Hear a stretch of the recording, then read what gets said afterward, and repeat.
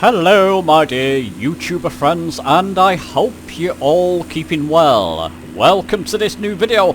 In this one I'm gonna give you an explanation of the sensitivity or hardware settings for your controller. Things like sensitivity, neutral, extremity, dead zone, and all different kinds of settings that you can set up to help aid, or in fact, in some cases, hinder your flight experience in Microsoft Flight Sim 2024. This is going to be a newbie guide in effect. I'm going to go through the sensitivity settings in a newbified way, or explain them as clearly as I can, just to help you set up your controllers in the best possible way. So let's not dilly-dally, let's get on with this video.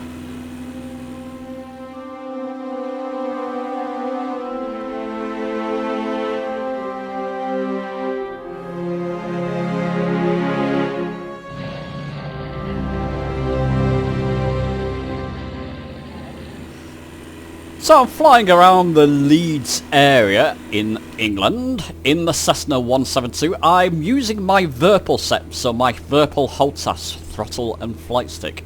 I don't have any sensitivities set up in these, so you know the ailerons and elevator actually feel quite loose even in the Cessna 172. Let's go and amend some of these. So what we'll do, press escape and go to settings. And I'm sure you all know this, you need to go to control settings. Like I said, I've got my Virpil Warbird stick and Mongoose throttle set up for this, just to demonstrate some of these sensitivity settings to you. What you first want to do, so I've got my flight stick selected there, so my joystick in effect. I'm going to go search by input and push my stick forward. So click in search by input. Push my stick forward, because this will be important later to see what axis that is. It's axis Y. And same way, search by input, I'm going to move my stick left or right. I'll move it left to see that my aileron axis is axis X. So elevator axis Y, ailerons axis X, that will be important. Once you have them, it should be the same for most flight sticks and yokes in fact. Once you know them, go to your hardware settings down here.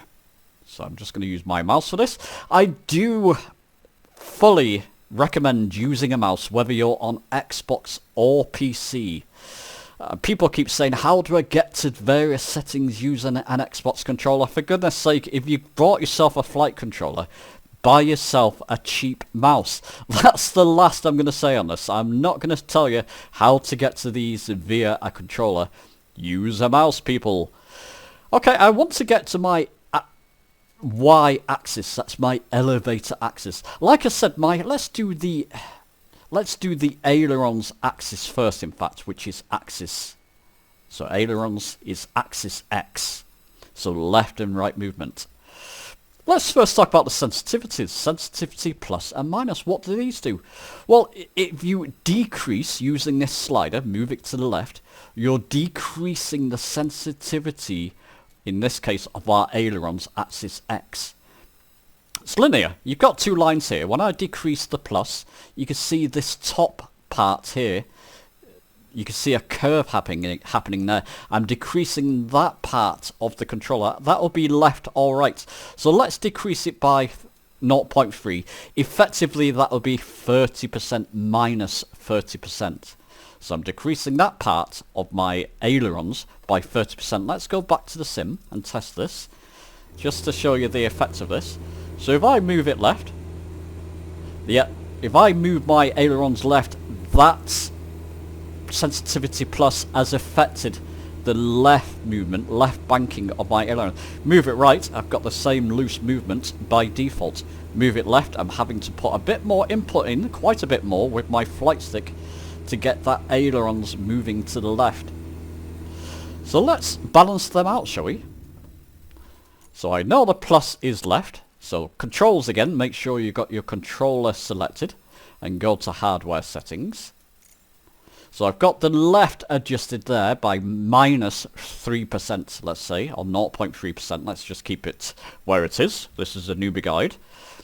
So to affect my right aileron, my right banking, I want to put it to the same. If I want my ailerons left and right to be the same movement, to have the same sensitivities, you want to make sure that these are equalized. So I'm going to put my left and right ailerons to 0.3%. So that will make my ailerons less sensitive. There you go. In fact, 0.3 is a bit too much in there. 0.2.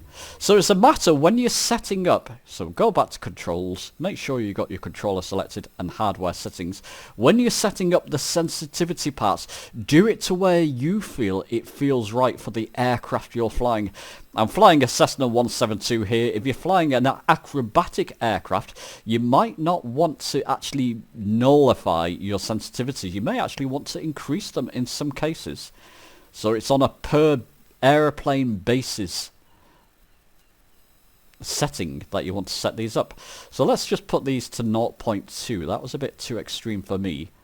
So I'm still making them less sensitive, my left and right banking axis. But I'm just not making it, I'm making it a little bit less, or more sensitive in that case. I've increased the sensitivity to 0.2%. There you go. Now that feels better. Moving left and right. I'm having to put a bit more input in with my flight stick here, with my Virpil flight stick. But it doesn't feel as loose as it did before. And that feels more realistic. When I'm banking left or right, you would have to put in a bit more input with your flight stick. Up and down, oh yeah, that's very loose. Elevator. Definitely wants adjusting. So again, go to controls, make sure you got your flight controller selected, go to hardware settings.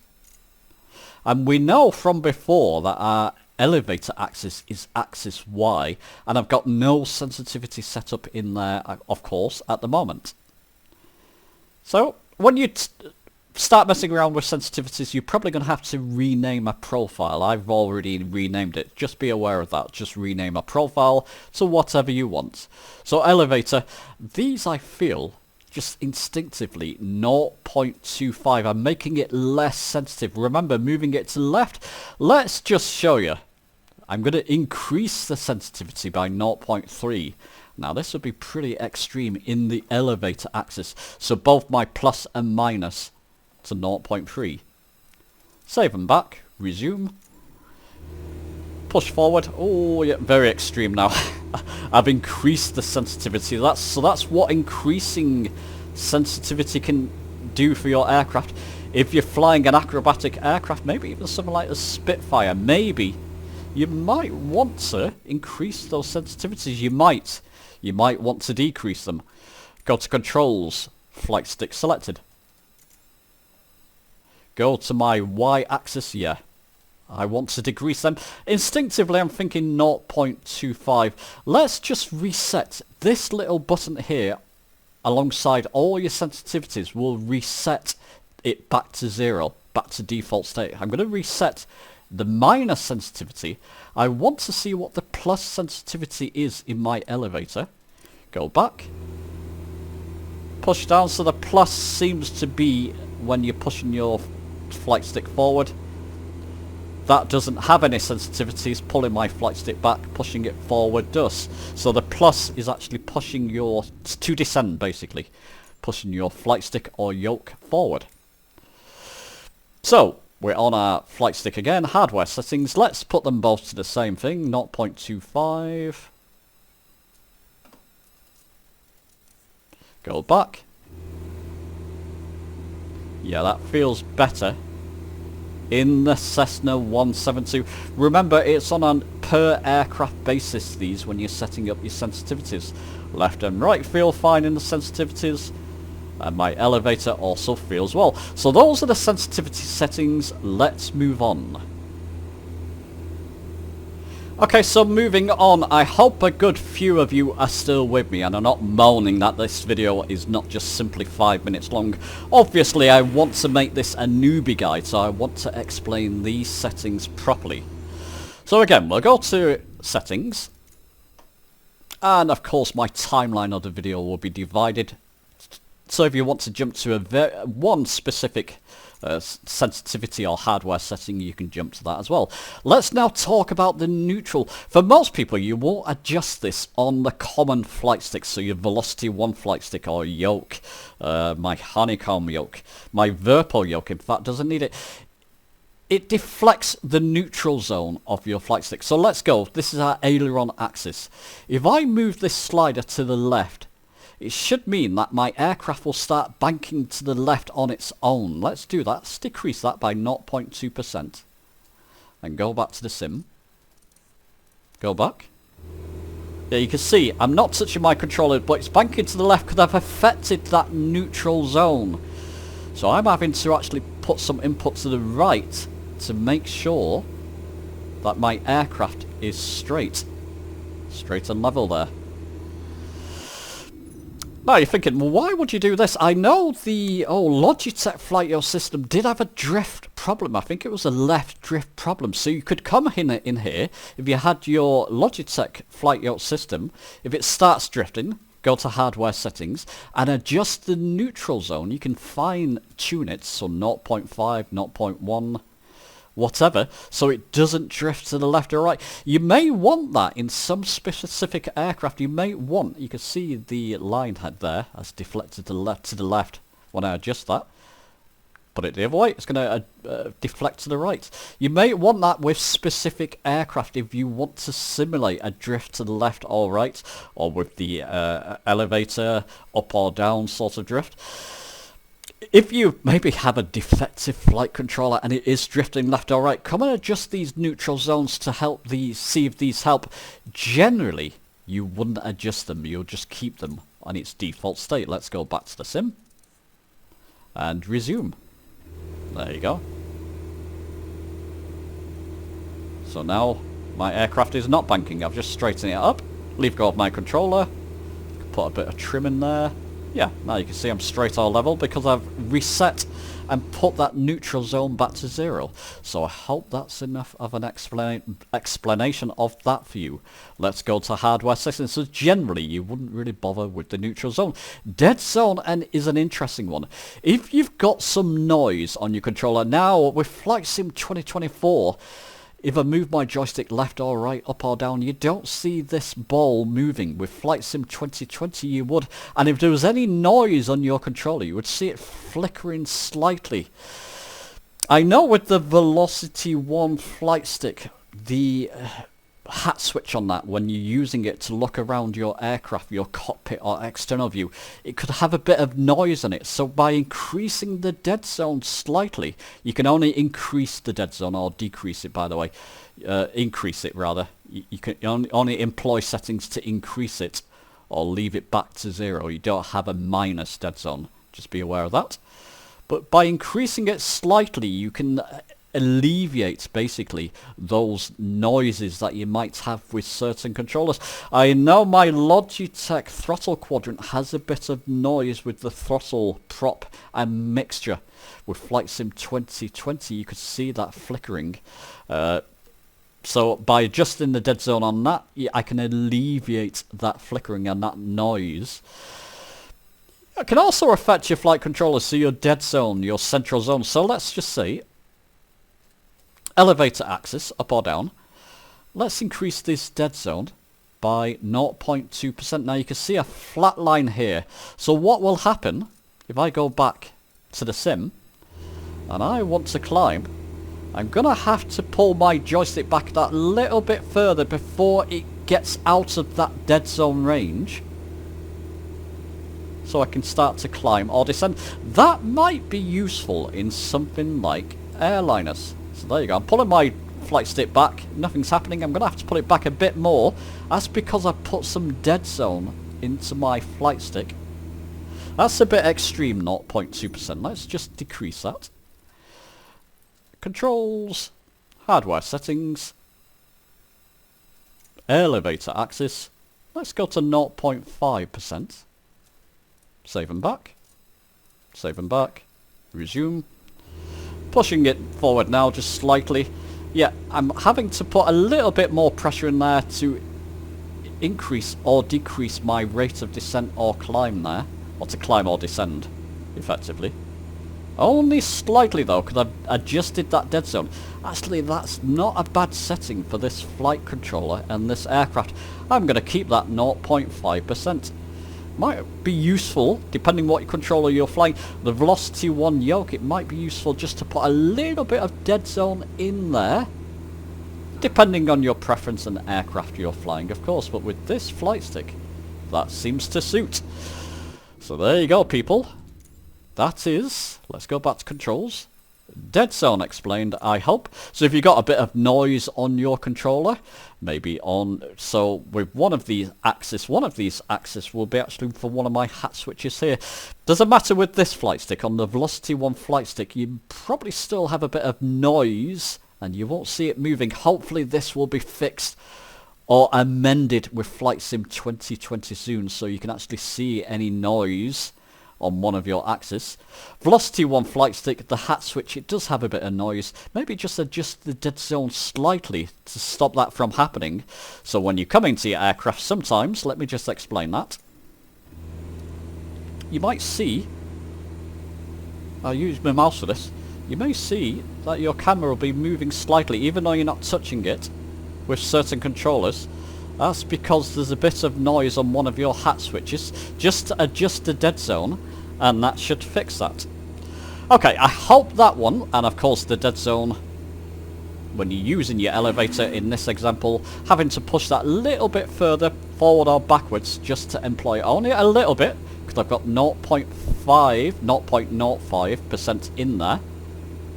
And it just may suit some controllers. Let's move on to the last setting. Okay, so continuing, let's tackle the last of the sensitivity hardware settings. That's the extremity dead zone. Quite a difficult one to get your head around, this one, so I'll try my best with this. Let's just trim up a bit to make sure I'm straight on level. There we go. Settings. Controls, make sure I've got my flight stick selected in this case. Hardware settings.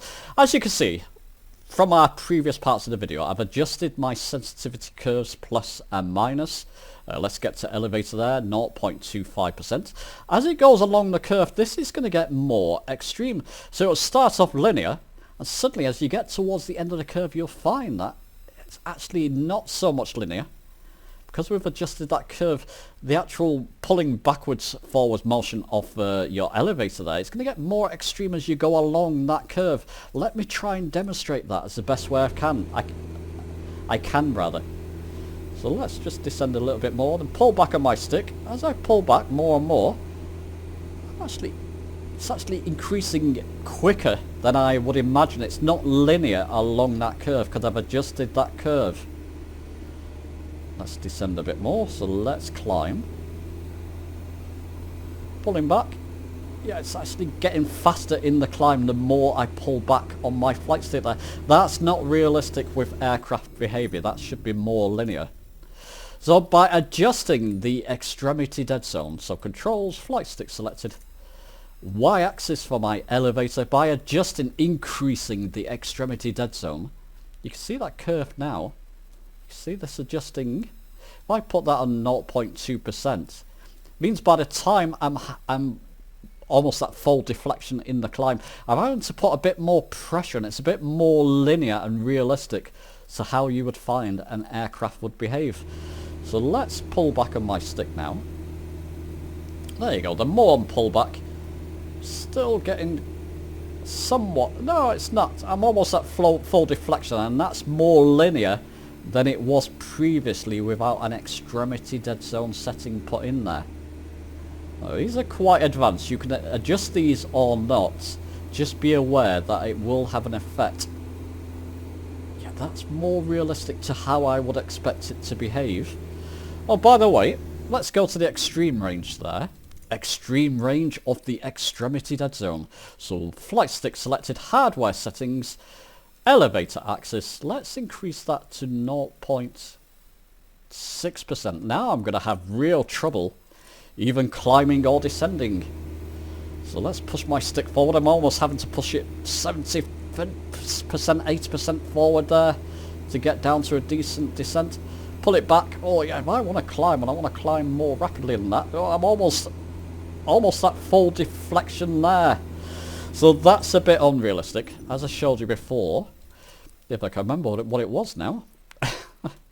Let's put my aileron elevator axis back to about I'm going to say 0.15% might be a bit more realistic. Pushing it forward. Oh, Sim's catching up there. Pulling it back. Yeah, I'm getting a much more linear response from my curves now. And that feels almost there. I would have to play around with them a little bit more, and that's what it's all about with these sensitivity settings. Just one last thing I'll show you. Go to settings, controls, hardware settings, y-axis, elevator axis. If I put it the other way, minus, this is gonna, let's just say minus 0.4%, save and back, look what will happen. Push forward, only pushing forward slightly, I'm descending quite rapidly. Pull back to about 30-40%. I'm going to be doing a loop-de-loop there in my Cessna 172. So by putting your extremity dead zone on minus, you're actually increasing those curves, which is not good and not realistic at all. Let's go back to settings. Let's see if I can fine-tune these with you. Warbird selected, hardware settings, elevator axis. So increasing that to the plus range. So just press the reset switch to put it back to 0. Plus range, 0.1%. Let's see what this does. Oh yeah, it's something like airliners. This might be mighty useful, especially when you're coming into land and flare, or you're climbing to altitude manually. You don't want such an extreme curve with your sensitivities. You can sort of flatten that out with the extremity dead zone. That to me is very nearly almost there. I may have to adjust them myself a little bit further to get it to my liking. So there you go, that's an explanation of the sensitivity and hardware settings. I do hope that will be helpful to you. Let me know your thoughts below. Give the video a like if you've enjoyed it. Subscribe for many more of these types of videos on their way. And I'll see you soon.